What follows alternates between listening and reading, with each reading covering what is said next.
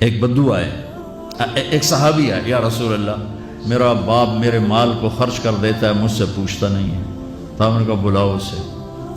ان کو جب بلایا گیا تو اس نے پوچھا کیوں بلا رہے ہیں؟ کہ تیرے بیٹے نے شکایت کی۔ تو ان کو اتنا دکھ ہوا، انہوں نے چند اشعار پڑھے دل ہی دل میں، زبان پہ نہیں، دل ہی دل میں، اور مجلس میں آ گئے۔ جب پہنچے دربار رسالت تو جبریل آئے ہوئے، یا رسول اللہ اللہ تعالیٰ کہہ رہے ہیں اس کا مسئلہ بعد میں سنیں، اس سے کہیں وہ شعر سنا جو تو نے بیٹے کے گلے میں کہے ہیں، اور اب تیری زبان سے ادا نہیں ہوئے پر تیرے اللہ نے سنے۔ تو آپ نے اس سے فرمایا اچھا بھائی تیری گل تو میں بعد سنوں گا، تو پہلے میں نے شعر سنا۔ انہوں نے کہا اشہد انک رسول اللہ، میں گواہی دیتا ہوں آپ اللہ کے رسول ہیں۔ یا رسول اللہ میں نے دکھ میں چند اشعار زبان سے نہیں دل ہی دل میں دہرائے تھے، اور آپ کے رب نے عرشوں پہ سنا، واقعی آپ کا رب بھی سچا اور آپ بھی سچے۔ آپ نے کہا کیا کہا تھا؟ کہا میرے بیٹے جس دن تو پیدا ہوا ہم نے اس دن اپنی ذات کے لیے جینا چھوڑ دیا، ہم نے تیرے لیے زندگی کا سفر شروع کیا، تجھے ٹھنڈی چھاؤں میں بٹھانے کے لیے گرم ہواؤں سے لڑا، تمہیں ٹھنڈی ہواؤں سے بچانے کے لیے برفانی راتوں میں کام کیا، تیری ایک مسکراہٹ دیکھنے کے لیے ساری ساری رات تڑپا، ساری رات اپنے آپ کو کوہلو کے بیل کی طرح اپنی ساری جوانی کا رس نچوڑ کے تیری ہڈیوں میں ڈال دیا، میں بوڑھا ہوتا گیا، تو پروان چڑھتا گیا،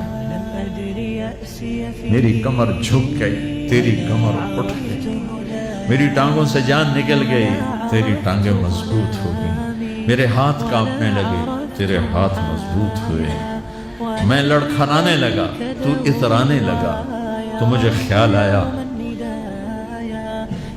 کہ جیسے میں اس کے لیے دھکے کھاتا تھا، اس کی زندگی کی دعائیں مانگتا تھا، اس کے لیے تڑپتا تھا، چلو آج میرا یہ سہارا بنے گا۔ لیکن جب تجھ میں جوانی کی لہر دوڑی اور مجھے بڑھاپے نے کھا لیا، جب جوانی میں تجھ میں رنگ بھرا اور بڑھاپے نے میرے رنگ چھین لیے، جب جوانی نے تجھے سیدھا کیا، بڑھاپے نے مجھے ٹیڑھا کر دیا، کمر جھکا دی، تو ایک دم تو مجھے ایسے گھور کے دیکھنے لگا، تیری آنکھیں ماتھے پہ چڑھ گئیں اور تو مجھے یوں دیکھنے لگا جیسے میں نوکر ہوں، تو باپ، تو مالک۔ تو میں نے اپنی 30 سالہ زندگی کو جھٹلا دیا کہ ہاں میں باپ نہیں ہوں، میں نوکر ہوں، یہ میرا سردار ہے، اگر یہ بیٹا ہوتا تو یوں تو نہ کرتا۔ اس نے میری راتوں کے تڑپنے کو بھلایا، میرے گرمی سردی سے لڑنے کو بھلایا، کولو کے بیل کی طرف میرے چکر کاٹنے کو بھلایا،